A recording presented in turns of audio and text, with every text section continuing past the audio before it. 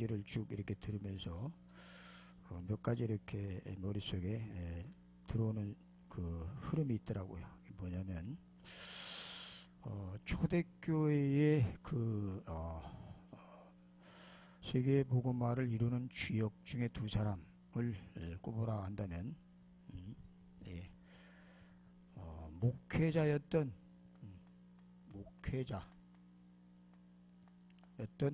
베드로와 그리고 신학자였던 바울, 이 두 사람을 꼽을 수 있다. 이렇게 우리가 보면 됩니다. 베드로는 예수님을 3년 동안 같이 한솥밥 먹으면서 따라다니면서 현장을 봤던 그런 사람이고, 또 베드로는 주는 그리스도시요 살아계신 하나님의 아들이십니다 라고 하는 마태복음 16장 16절의 신앙 고백을 처음 한 그런 사람입니다. 바울은 예수님과 함께 다닌 적은 없어요. 그런데 바울은 서신서 14권을 쓰면서 14권을 통해서 거기에 어마어마한 우리가 꼭 알아야 될 그런 조직적인 신학적인 내용들을 차곡차곡 정리하고 있는 내용을 볼 수가 있습니다. 그런데 지금 목회자였던 베드로, 예수님과 3년 동안 같이 다녔던 베드로는 예수님이 막상 십자가에 돌아가실 때는 주랭랑을 쳐버렸어요. 그리고 과거에 본업으로 돌아가 버리고 말았습니다. 그랬던 그 베드로를 예수님이 찾아오셔서 다시 그에게 미션과 사명을 깨닫게 하시면서 기도 속에 들어가게 하십니다. 기도 속에. 그러면서 이 베드로가 사도행전에 보면 사도행전 12장까지 활발하게 활동하는 모습이 쭉 나오고 있습니다. 물론 그 이후에도 조금씩 간간히 비춰지긴 하지만, 그러면서 나중에 베드로는 아주 놀랄만한 그러한 그 신학적인 내용을 담긴 서신을 기록했는데, 그게 베드로 전서, 베드로 후서예요. 거기 보면 저 사람이 어떻게 저런 것을 썼을까 할 정도로 굉장한 내용이 담겨 있습니다. 베드로는 본래 무식한 사람이었고, 또 우리가 잘 알길 어부, 갈릴리 바다 출신. 그런데 이 베드로가 그렇게 성령 충만을 받고 나니까 완전히 사람이 달라져 가지고 3,000명, 5,000명이 막 회개가 되어지는 그런 일이 나타난 것을 볼 수가 있어요. 자, 그럼 바울은 어떤 사람이었느냐? 바울은 예수님이 살아생전에 한 번도 그를 쫓아 그와 함께 동행한 적이 없었던 사람이었고, 바울은 굉장히 그 당시에 특권층에 있던 특권층, 굉장히 높은 위치에 있던 엘리트였는데, 그 엘리트였던 이 바울이 베드로와는 반대로 예수를 믿는 사람을 핍박하러 다니던 핍박자였던 것을 우리가 볼 수 있습니다. 그런데 나중에 이 바울이 회개하고 예수를 만나고 나서는 완전히 변화돼서 깜짝 놀랄 그런 작품을 14권을 남겼는데, 우리가 이 요즘에 계속 들려오는 메시지를 쭉 들으면서, 또 지난주에 또 경남에서 들렸던 메시지를 듣고, 또 계속 주일마다 나오는 메시지를 들으면서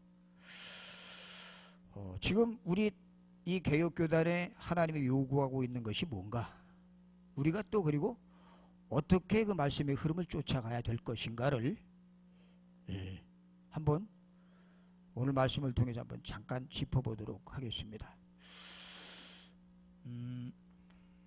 오늘 제목이 뭐죠? 제목 한번 읽어보세요. 주보에. 하나님의 것을 회복하고 하나님의 방법을 찾은 바울 이렇게 나옵니다. 이렇게 하나님의 것을 회복하고 하나님의 방법을 찾은 바울. 사도행전에는 12장까지는 베드로의 활동이 활발하게 두드러졌지만 그 이후에는 바울의 행적이 계속 나옵니다. 그러면 그 사도행전에 나타났던 바울의 그 행적과 28장까지 로마에 가서 복음을 전했던 그 행적 이후에 29장은 그럼 어디 갔냐? 우리 몫이 우리 몫. 우리가 그 속으로 들어가야 돼.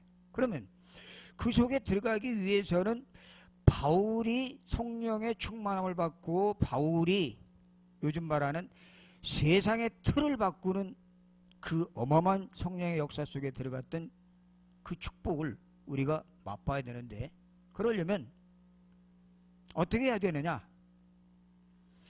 이 세계 복음화의 주역으로 사용됐던 이 바울은 첫째, 하나님이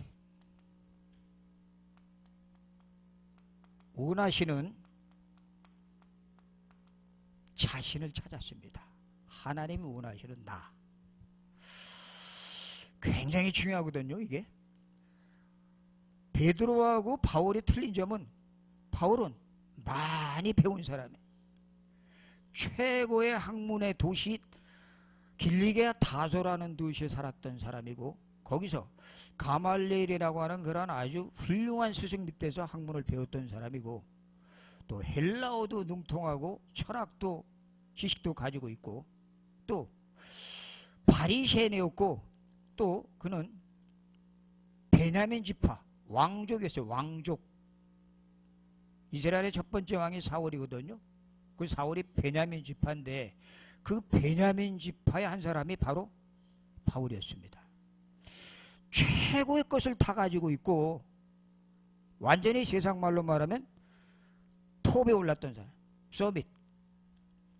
이 톱에 올랐던 사람이고, 또 더군다나 성경을, 구약을 아주 능통하게 알았던 사람이고, 구약에 나오는 율법을 흠없이 지켰다라고 스스로 자부했던 사람이 바울이에요. 2번씩 일주일에 금식을 하고 11조는 말할 것도 없이 꼬박꼬박 내고,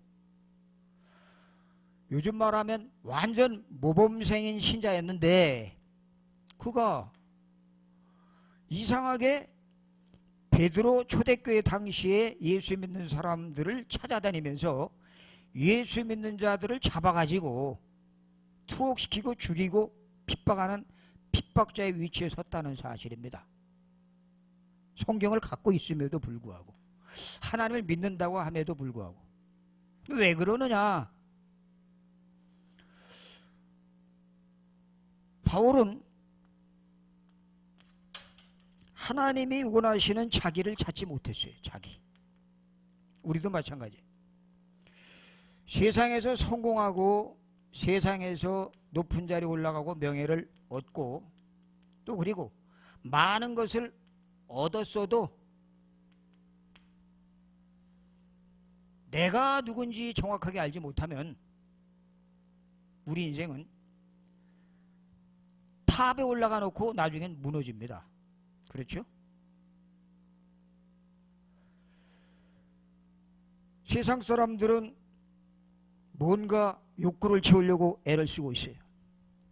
존 매슬로우의 5가지 인간의 욕구에 보면 먹는 것, 의식주, 그 다음엔 안정감, 그 다음엔 소속감, 그 다음엔 자기 성취욕, 자기 이름을 날리는 것, 뭐 이런 것들을 가지고 인간은 평생을 거기에다가 몰두하면서 살아갑니다. 그런데 그 몰두해서 살아왔던 이 양반이, 이 사람이 하나님 보실 때는 하나님과 원수된 삶을 살고 있었던 거예요. 우리도 살아가면서 때때로 세상 사람들이 좋아하고 세상 사람들이 갖기를 원하는 것을 쫓아서 살아갈 때가 있습니다. 그리고 그것을 향해서 우리의 시간과 열정을 투자할 수 있습니다. 그리고 그것을 위해서 우리 자녀들에게 그쪽으로 사는 것이 네가 인생이 합당한 길이다라고 그들에게 요구할 수도 있습니다. 그런데 성경을 통해서 우리가 보면 그게 전부 다 나를 잃어버린 거. 꼭 성공의 기준만 두고 우리가 나를 찾아야 되느냐? 그건 아니에요. 저 같은 경우는 성공할 수 있는 요건도 아무것도 없고 가지고 있는 배경도 없고 부모님 실력도 없고 돈도 없고 라고 하는 그것 때문에 어떤 마음이 있었냐면 늘 나는 뭘 해도 안 돼. 나는 뭘 해도 안 될 거야. 나는 뭐가 이렇게 잘 안 돼. 라고 하는 그러한 열등의식이 잔뜩 어렸을 때 잡혀 있었습니다. 자, 이렇게 성공해가지고 여기에 빠져있는 사람이나 자기가 뭐가 안 돼가지고 환경이 안 좋고 배경이 안 좋고 실력이 안 좋아가지고 나는 못한다고 하고 자기 자신을 저 비하시키는 사람이나 똑같아요. 우리는 항상 살아가면서 자기 자신을 쳐다볼 때에 세상 기준으로 그리고 내가 나를 생각하는 기준으로 바라볼 때가 많고 다른 사람들이 나를 바라보는 시선으로 나를 만들어갈 때가 굉장히 많습니다. 기준이 어디에 있어서 그래요? 우리에게 있어. 우리 사람. 바로 기준이 나에 있고 그리고 다른 사람의 소리에 의해서 내가 저울질되는 인생이라면 그건 굉장히 불행해져 버립니다. 불행해져. 그러면 자꾸 뭐가 생기죠? 비교의식이 생겨요. 왜 나는 이럴까? 왜 저 사람은 잘 되는데 나는 왜 안 될까? 왜 잘 나가는 사람은 많은데 나는 왜 이렇게 형편없이 살아갈까 하는 비교의식. 이 바울은 이런 비교의식을 느낀 게 아니라 뭘 느꼈어요? 최고의 우월감을 느끼는 사람입니다. 최고. 내가 최고다. 나보다 잘난 사람이 없다. 내가 탑이다. 얼마나 멋있어요. 이런 생각을 가지고 살아왔던 바울. 하나님 우리가 살아가면서 하나님이 원하시는 나를 찾기를 원하고 있습니다. 하나님이 원하시는 나. 이 바울이 왜 예수 믿는 자를 이렇게 핍박하면서 왜 예수 믿는 초대교회의 사람들을 그렇게 쫓아다니면서 박해를 했느냐? 성경을 알고 있었어요. 성경을 알고 있었어. 그 성경에 신명기 21장 23절을 알고 있었던 사람이에요. 죽을 죄를 지은 자마다 나무에 달아서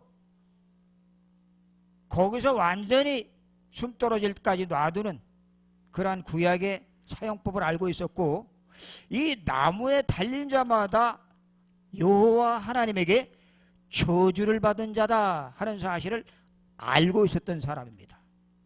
그래서 이 예수님이 오셔서 많은 기적을 행하고 또 죽은 자를 살리고 온갖 신비스러운 일을 했음에도 불구하고 이 바울은 자기가 알고 있는 메시아는 그런 사람이 아니다.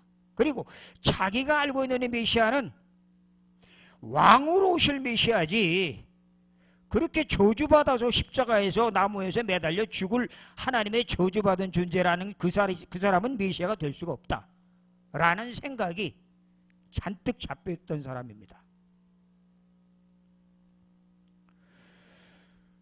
우리가 우리 자신을 바로 알고 우리 자신을 바로 점검한다는 것은 굉장히 중요합니다. 하나님은 우리가 세계의 복음화를 위해서 많은 일을 하기 전에 먼저 나를 찾고 나를 발견하기를 원하셔요. 하나님께서 이러한 핍박자 바울에게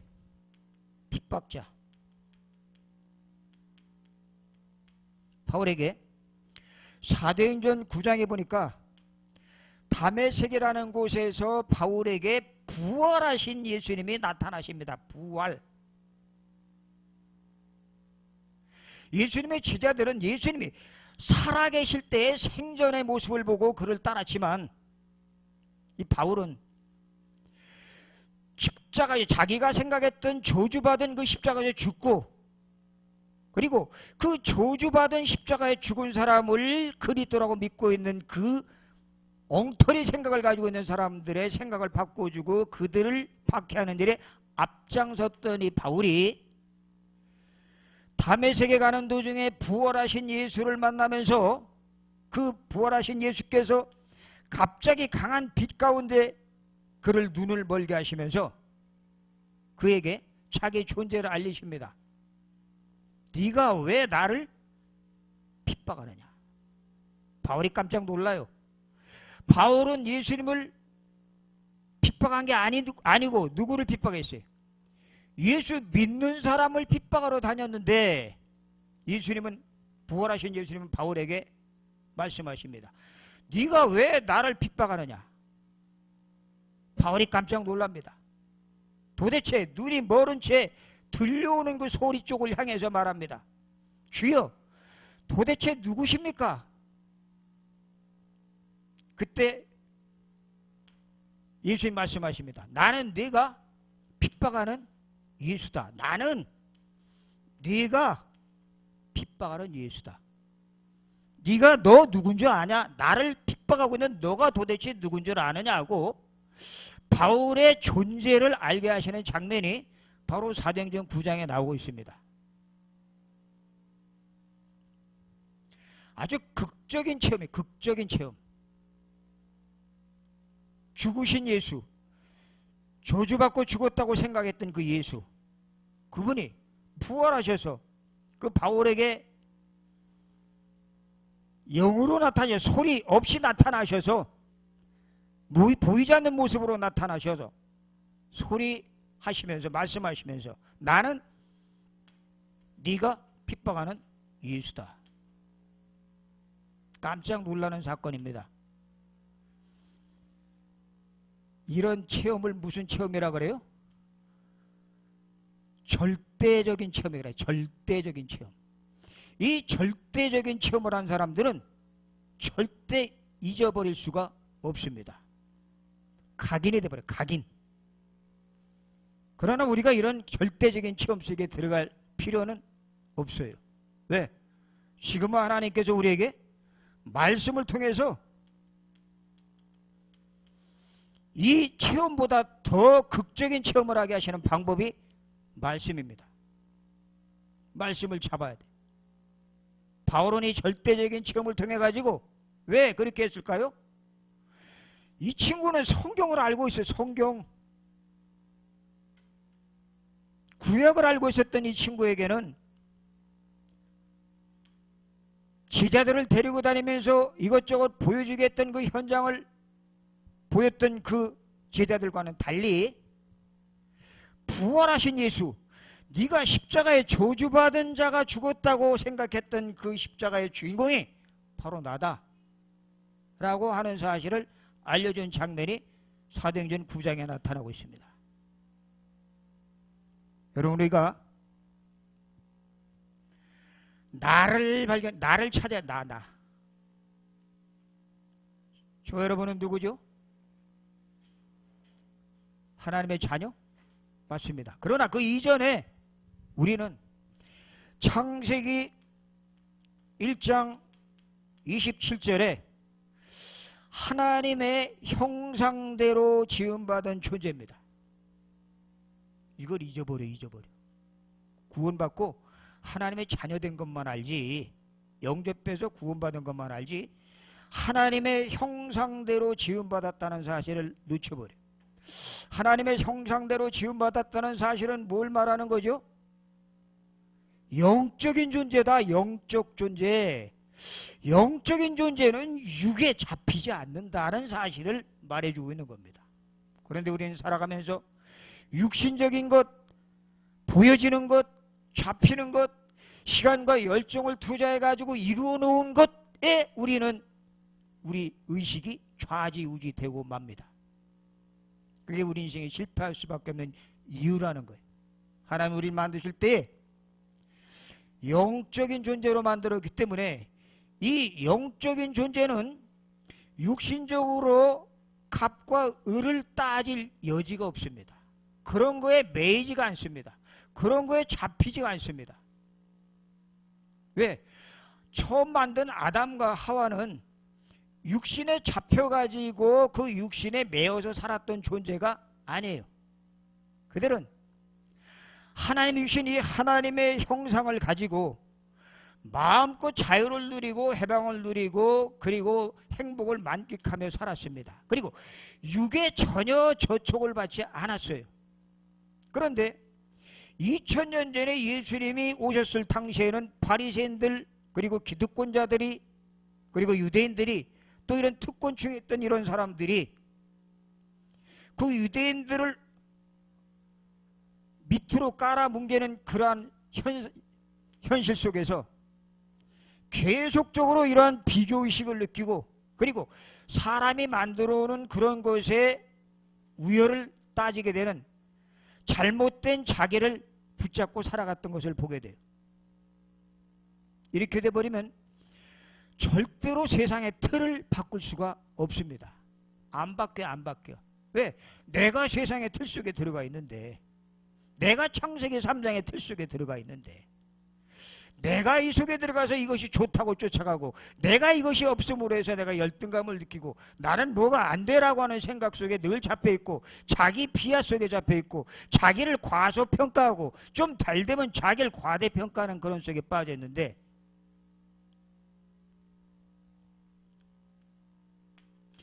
자, 세계복음화를 할 수밖에 없던 바울, 이 바울은 이 사도행전 9장에서 하나님을 만나고 그리고 바울은 자기가 누군지 바로 알게 되면 될 뿐만이 아니라 하나님이 주시는 나의 것 영적인 힘을 갖고 있었습니다. 영적 힘. 초대교회 120명의 성도들이 바울을 비롯해서 120명의 성도들이 그 세상을 뒤집은 원인, 그 어부 세일이 별 볼 일 없던 갈릴리 사람들이 세상을 뒤집은 원인이 뭐예요? 바로 영적인 힘 때문이에요. 영적인 힘. 우리는 살아가면서 육신적인 힘도 가져야 되고 또 정신적인 마음의 강인함도 가져야 됩니다. 그러나 그보다 더 중요한 것은 우리는 영적 존재로 창조되어졌기 때문에 이 영적인 존재로 창조되어진 하나님의 형상이 힘을 얻을 수 있는 그 속으로 들어가야 돼요.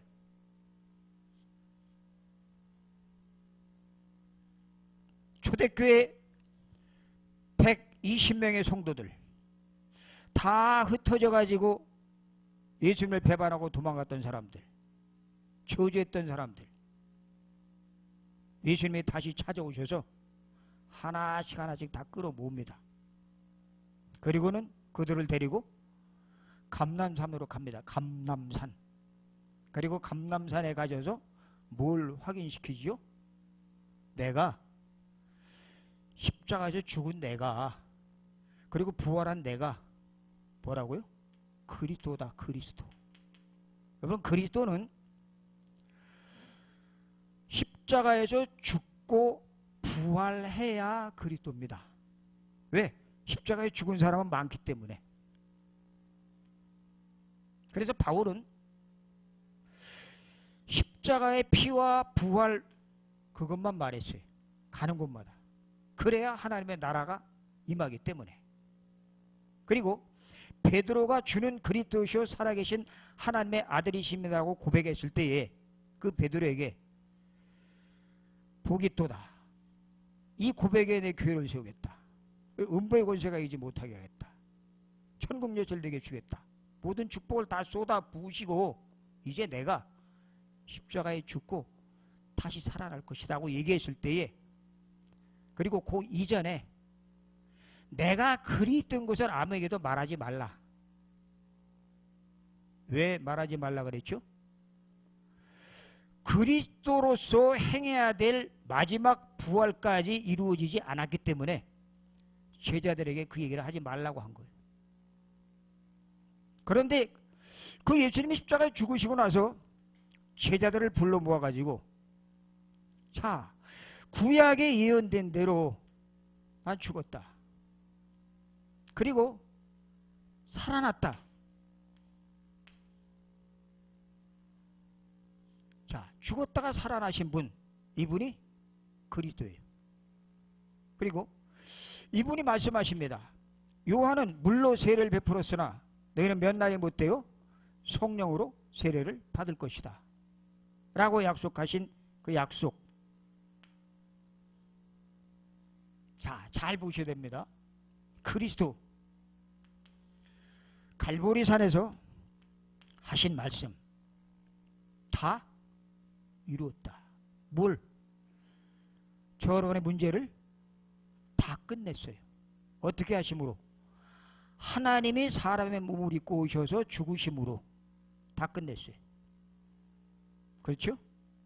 근데 그거 끝내놓고 죽기만 했으면 이분이 그리스도가 될 수가 없어요. 왜? 그리스도라고 하는 것은 선지자, 왕, 제사장 알지 않습니까?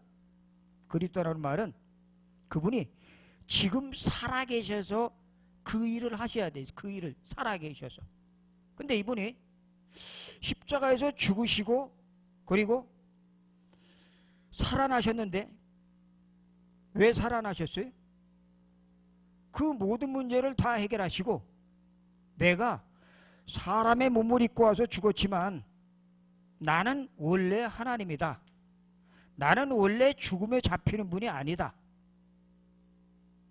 라는 사실을 확인시켜주고, 그리고 그 우리를 죽음 가운데 빠뜨려가는 그 마귀의 손에서 우리를 해방시켜주기 위해서 이분이 다시 살아나신 겁니다.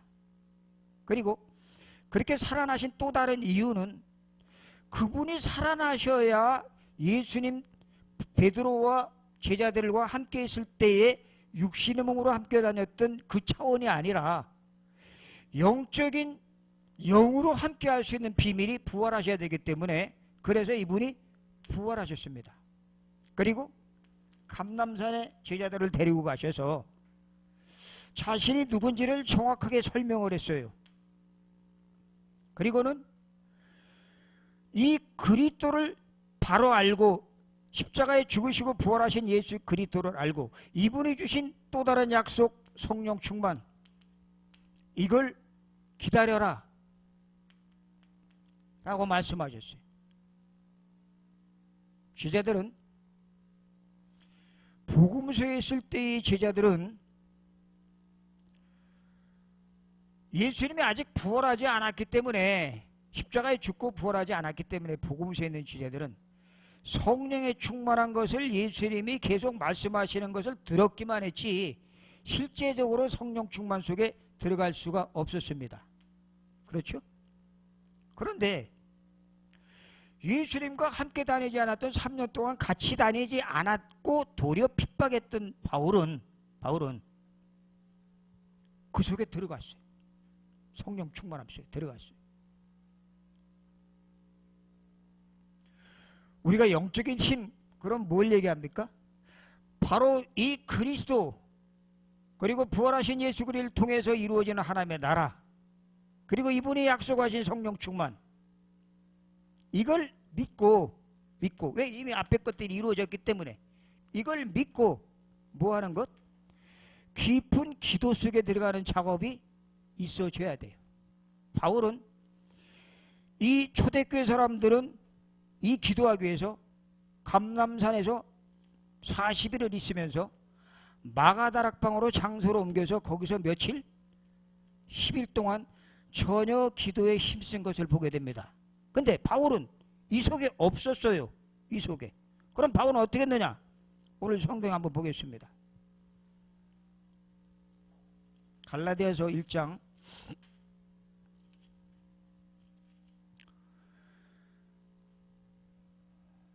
17절 보면은 그런 말씀이 있어요. 18절. 그 후 3년 만에 내가 게바를 방문하려고 예루살렘에 올라가서 그와 함께 15일을 머무는 동안, 그 후에 보면 17절, 또 나보다 먼저 사도된 자들을 만나려고 예루살렘으로 가지 아니하고 아라비아로 갔다가 다시 다메섹으로 돌아갔노라. 그 후 3년 만에 뭐 그런 얘기가 나와요. 그런 얘기가 무슨 얘기냐면, 바울은 3년 동안 예수님과 동행한 적이 없습니다. 그런 바울이 초대교회의 이러한 초대교회의 멤버들하고 똑같은 성령 충만 속에 들어갈 수 있었던 이유는 바로 아나니아라고 하는 사람을 통해 가지고, 다메섹에 있는 아나니아라는 제자를 통해서, 아나니아가 이 마가다락방 속에 있었던 멤버인데 그가 어떻게 성령 충만 받았는가를 여기서 며칠 동안 같이 있으면서 팀사역에서 들었습니다.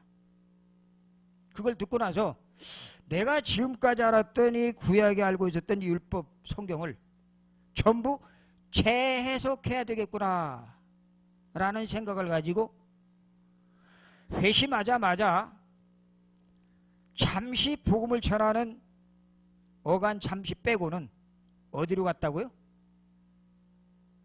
아라비아가 어디예요? 광야. 얼마 동안 있었다고요?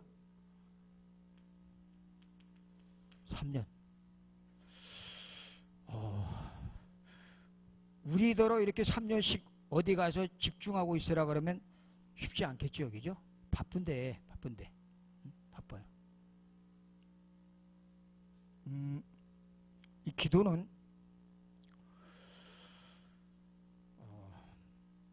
베드로가 그런 말 합니다. 사랑하는 자들아, 주께서는 하루가 천년 같고 천년이 하루 같은 이 한 가지를 잊지 말라. 무슨 말이에요? 기도는 하루를 통해서 천년의 응답 속으로 끌고 갈 수가 있습니다.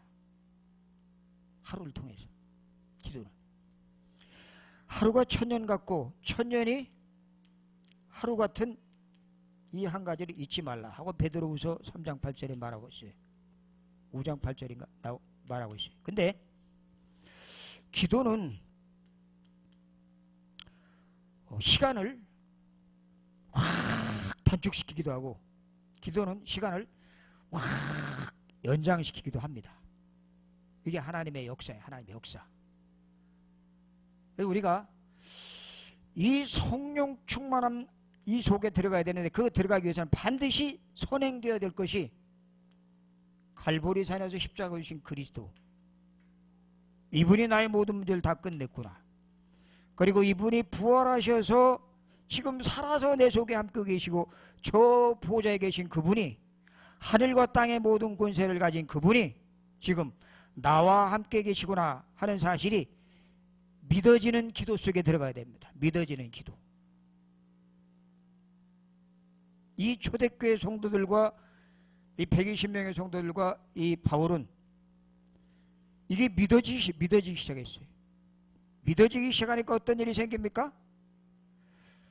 전혀 예전의 이들이 아니에요.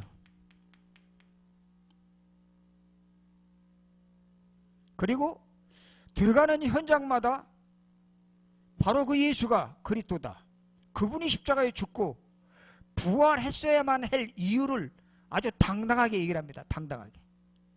우리처럼 교과서적인 그러한 얘기가 아니라 왜 부활해야만이 되는지, 그리고 그분이 왜 육신의 몸을 입고 이 땅에 오시지 않으면 안 되는지. 그러면서 바울은 말합니다. 굉장히 사람이 단순해졌어요. 단순해졌어. 예전에 많이 가지고 있던 신학적인 그러한 율법적인 지식, 그런 것을 재해석하게 됩니다. 오늘 읽은 말씀 11절에 보면 그런 말씀이 있습니다. 11절 한번 보겠습니다. 형제들아, 내가 너에게 알게 하노니 내가 전한 복음은 사람의 뜻을 따라 된 것이 아니니라. 이는 내가 사람에게서 받은 것도 아니요 배운 것도 아니요 오직 예수 그리스도의 계시로 말미암은 것이라. 그래요. 바울이 뭘 알았느냐? 기도를 하면서 성령의 계시가 뭔지를 알았습니다. 우리도 하나님의 것을 회복하고 세상의 틀을 바꾸기 위해서는 하나님이 만드신 나를 분명하게 깨달아야 되고, 그리고 성령이 계시하시는 영적인 힘을 얻는 그 기도 속으로 들어가야 돼요.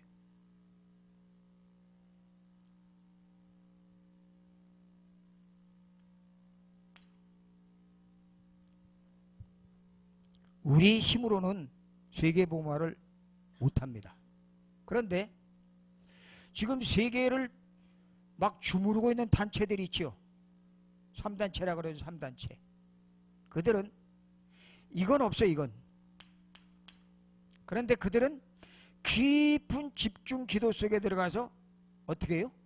귀신과 접합니다.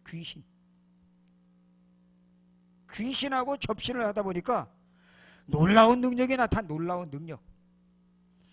하나님만 능력이 있는 게 아니라 마귀도 능력이 있어요. 그런 놀라운 능력이 나타나면서 그들에게 잊을 수 없는 체험을 하게 만듭니다. 바울이 다메섹에서 체험했던 것, 그런 잊을 수 없는 체험을 하게 만들어요. 그 잊을 수 없는 절대적인 체험 속에 들어가니까 그 체험을 가진 이들은 전혀 흔들림이 없어요. 그걸 가지고 뭐래요? 엘리트를 집어내서 인재들을 발굴해내가지고 그들에게 그 접신하도록 만들어서 그들을 통해서 문화를 바꾸고 이 세상 틀을 바꿔나가는 그런 속에 지금 들어가고 있다는 사실을 우리가 기억해야 돼요. 그렇다면 그들이 그렇게 하고 있다면 우리 하나님의 사람들이 그들을 움직이고 있는 그들을 꺾고 세상의 틀을 바꾸기 위해서는 우리도 마찬가지로 예수님께서 우리에게 당부하신 이 속에 들어가야 돼요. 아니면 굉장히 어렵습니다. 근데 이 속에 들어가는 것은 하나님이 다 이루어 놓으시고 다 해놓으신 것이기 때문에 쉬워요. 이미 그리스도께서 다 이루어 놓으셨습니다. 그리고 그가 부활하셔서 지금 살아계십니다.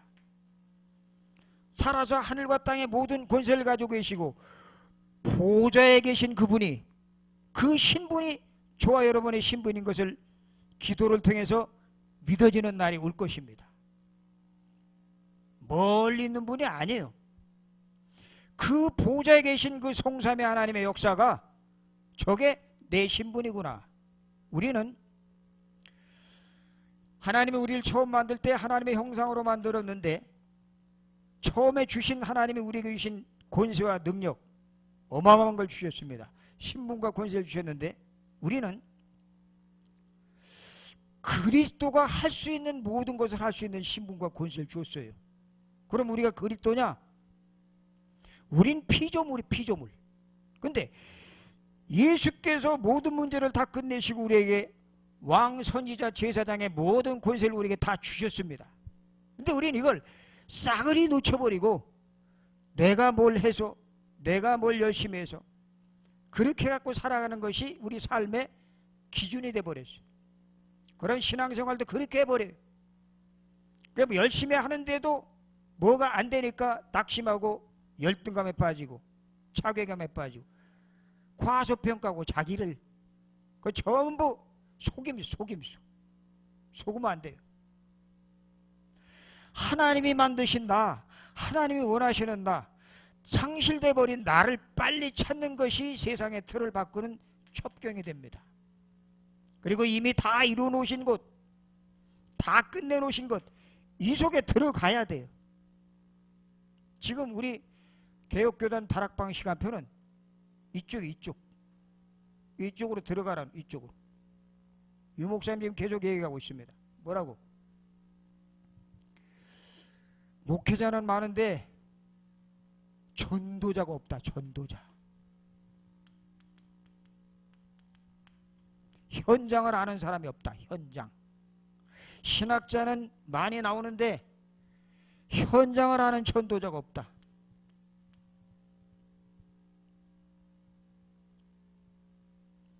그러면서 우리 RU와 RTS를 통해서 이런 사람들을 키워내야 된다고 얘기하고 있습니다.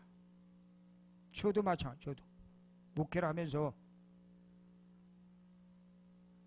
현장을 모르니까 도대체 목회를 어떻게 해야 되는지 모르겠고, 뭘 이렇게 설교를 잘해야 되고 봉사를 잘해야 되고 뭘 열심히 도와주고, 그게 목회인 줄 알아. 그게 목회인 줄 알아. 너무나 많은 교회들이 지금 무너져 가고 있어요. 왜? 현장을 제대로 알고 있는 목회자가 없기 때문에 신학을 하면서 무슨 생각을 가지냐. 나도 목사가 되면 저 여의도 교회처럼 그런 성공의식, 그런 잘못된 생각을 가지고 현장을 전혀 알지 못한 채 덤벼드는 그런 사람들이 너무 많기 때문에 지금 세계교회가 문을 닫고 있다라고 얘기를 하고 있습니다. 뭐 사실이에요, 사실. 그리고 갈수록 영적 문제로 말미암아 정신 문제에 시달리는 사람들이 연령이 점점 낮아지고 있다. 그 뭐 사실이에요. 어린아이가 우울증에 걸리고 자살하고 계속 불량품이 나오고, 사실적인 이야기를 지금 계속 유 목사님이 하고 있습니다. 그걸 보면서 신학자도 많이 있고 교단도 많이 있는데 이 신학자들조차도 현장을 제대로 모르니까, 영적 세계를 모르니까 천사가 있는지 귀신이 있는지도 모르고 사단이 존재하는지도 모르고, 바울이 그 열심히 신학 공부를 했던 그 바울이 말합니다. 오늘 11절에 보니까, 형제들아 내가 너에게 알게 하노니 내가 전한 복음은 사람의 뜻을 따라 된 것이 아니오, 사람에게서 배운 것도 아니오, 사람에게서 받은 것도 아니라 뭘로? 예수 그리스도의 계시로 말미암은 것이다. 그렇습니다. 성령의 역사에서 성령이 깨닫게 하시는 영적인 힘, 이 속에 들어가지 않으면 신앙생활이 굉장히 육신적인 생활하다가 우리는 시간을 다 버리고 말아요. 바울은 이것뿐만 아니라 이 세상의 틀을 바꿀 수 있었던 이 바울, 세 번째 바울이 가지고 있었던 것은 뭐냐면, 하나님이 준비해 놓으신 자신의 현장을 알고 있었습니다. 자신의 현장. 바울이 이 베드로하고 달리 또 이 12명의 이 사도들과 달리 바울의 특징은 뭐냐면, 늘 찾아다니는 게 뭘 찾았죠? 제자 중 제자. 그리고 제자를 찾기 위해서 늘 찾아 들어간 곳이 회당이에요. 회당. 왜? 여기에 들어가면 자기처럼 이렇게 성경을 왜곡되게 이해하고 있는 사람들이 있을 것이다. 그래서 이들을 찾아가 가지고 올바른 복음을 전달해 준 것을 볼 수가 있습니다.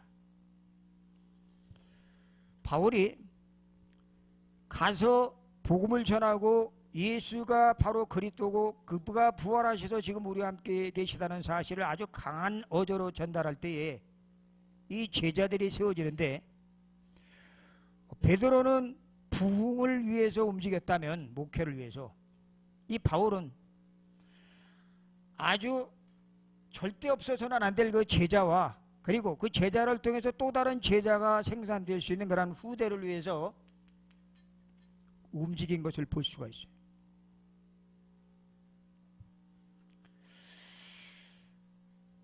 우리가 지금 세계복음화를 위해서 우리 한빛RUTC 바울과 같은 이런 전략 우리가 생각해 봐야 됩니다. 지금 우리가 영성학교도 하고 또 여기서 이렇게 매주 모여서 예배도 드리고 또 한글학교도 지금 하고, 또 그걸 통해서 병원에서 어떻게 하면 영적인 치유를 할 수 있을 것인가를 우리가 기도하고 있어요. 여타 병원과는 전혀 다르게 정말 한 사람 한 사람 오는 그 환자들과의 관계를 맺으면서 그들이 갖고 있는 그 인간의 영적인 상태를 바로 진단해 가지고 그 속에 정확한 복음을 심어주기 시작을 하면은 전혀 다른 데서 할 수 없는 치유의 역사가 나타납니다. 치유. 그 치유의 역사가 나타남으로 말미암아 그 한 사람이 치유됨으로 말미암아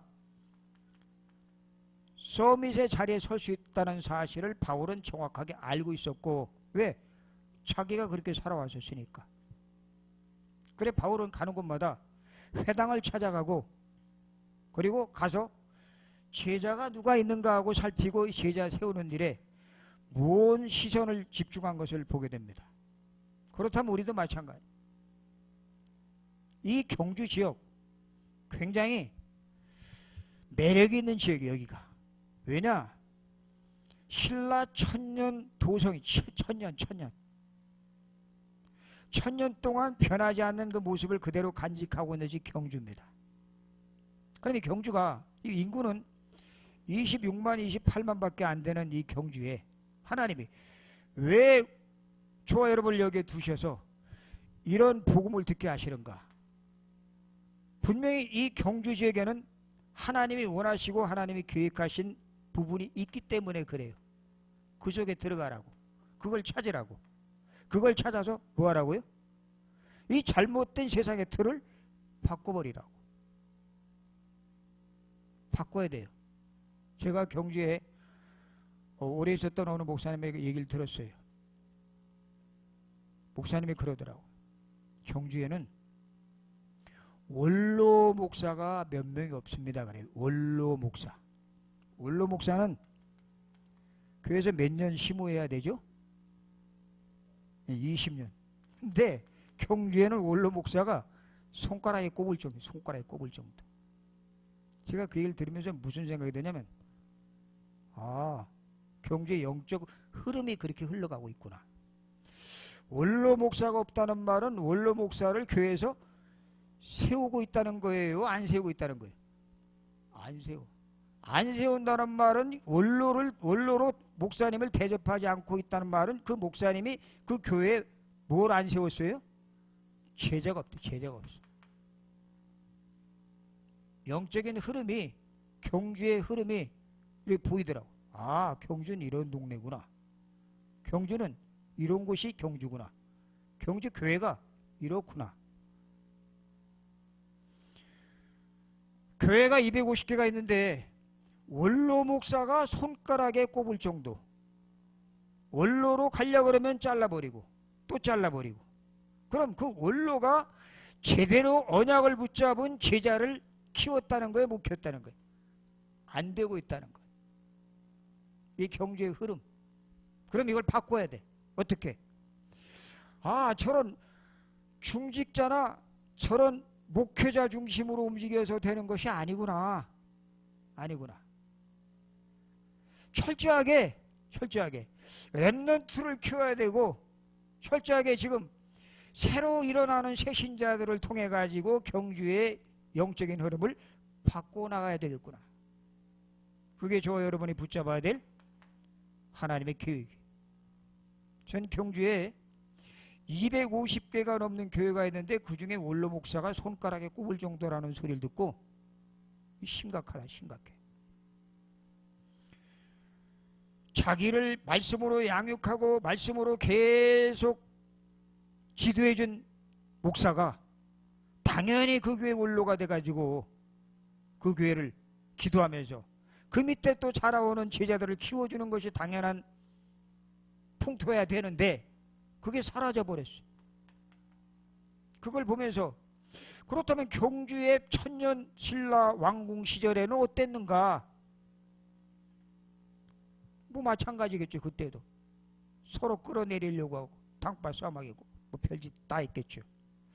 그런 영적인 흐름이 여전히 교회 안에도 흐르고 있다는 사실을 보면서 야, 이거 간단한 문제가 아니구나. 바울은 제자 회당을 들어가기 시작을 했습니다. 우리는 지금 그렇다면 경주 지역에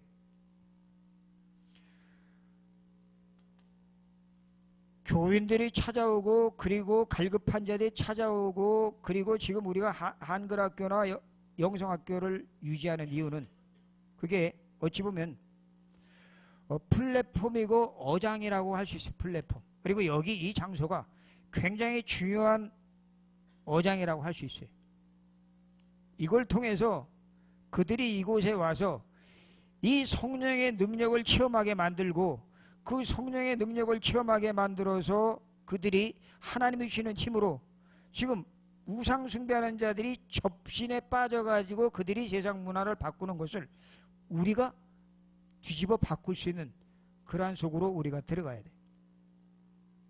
굉장히 하나님이 우리에게 중요한 경제지역에 이곳에 머물게 하면서 중요한 사명을 주셨기 때문에 우리는 이 사명을 제대로 감당하려면 어떻게 해야 되느냐? 결론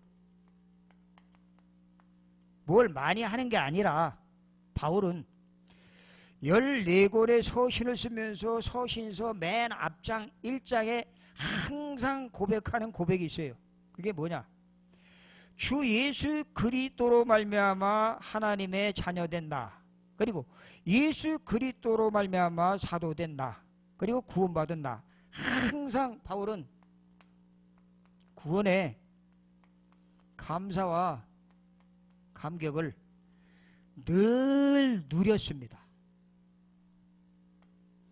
여러분, 우리가 왜 자꾸 비교의식에 빠지고 열등감에 빠지고 자기 비하에 빠지느냐? 이게 안 돼서 그래. 구원의 감사와 감격을 늘 누리면 여기 빠질 이유가 없어요. 여기에 빠져서 남과 서로 기재기 할 필요가 없단 말이에요. 이게 안 되니까 자꾸 여기에 빠지는 겁니다. 누가? 사단이 그렇게 해서 우리를 속이는 거예요. 속여. 바울은 늘 이걸 누렸습니다. 우리도 마찬가지예요. 하나님이 우리에게 주신 언약, 이거 붙잡고 우리가 기도라고 하는 그런 집중 속에 들어갈 때에 하나님은 이것 통해서 세계복음화를 하시겠다고 약속을 하셨기 때문에 당신이 책임지고 우리를 세계복음화의 그 현장 속에서 하나님이 일하시는 모습을 보게 하고 또 그 속에서 당신이 성취될 말씀 속으로 우리를 끌고 가십니다. 끌고 가셔요. 굉장히 어찌 보면 편한 거예요. 근데 우리는 이 사실을 모르고 이걸 빼버리니까, 이 나를 놓쳐버리니까 전부 내가 계획을 세워가지고 뭘 해보려고 안 되죠. 그러니까 이미 주님께서 다 끝내 놓으셨습니다. 다 해결해 놓으셨습니다. 그럼 우리는 다 해결해 놓으신 것을 붙잡고 우리는 구원의 축복 속으로 들어가기만 하면 되고, 우리가 시시때때로 이러한 비교의식이 찾아오고 열등감이 찾아오고 난 안 되라는 생각이 찾아올 때 시급히 붙잡아야 될 말씀, 갈라디아 2장 20절. 내가 그리스도와 함께 십자가에 못 박혔나니 저 여러분은 죽었어요. 그런즉 이제는 내가 산 것이 아니오 오직 내 안에 그리스도께서 사시는 그런 존재다. 나는 죽었다. 그 나는 비교의식에 빠지고 피의식에 빠지고 열등감에 빠진, 교만함에 빠진, 그리고 뭔가 좀 잘돼서 도취감에 빠진 그 나는 죽었다. 그 문제에 빠져서 시달리는 나는 죽었다. 다 끝냈다. 다 끝냈다. 라고 하는 그 약속을 붙잡고 이 약속을 깊이 집중 누림 속에 들어갈 때에 하나님이 저와 여러분을 통해서 바울보다 더 큰 삼위 하나님의 역사를 앞으로 이루어 나가실 것입니다. 하나님은 그렇게 하시려고 저 여러분을 이 복음 속에 들어오게 하신 거예요. 바울이 했던 것 이상으로 더 큰 역사를 하나님이 전개해 나가실 것이라는 사실을 믿으시고 거기에 대한 기대감을 가지시고 기도하시는 우리 모든 사명자들 되실 주 이름으로 축원합니다. 하나님 감사합니다. 오늘 저녁에도 주님 귀한 말씀을 통해서 우리가 어떤 존재인가를 다시 한번 확인케 도와주심을 감사합니다. 이 언약 붙잡고 집중의 시간이 우리 삶 속에서 지속되게 도와주시옵소서. 감사함의 예수 그리스도 이름으로 기도드리옵나이다. 아멘.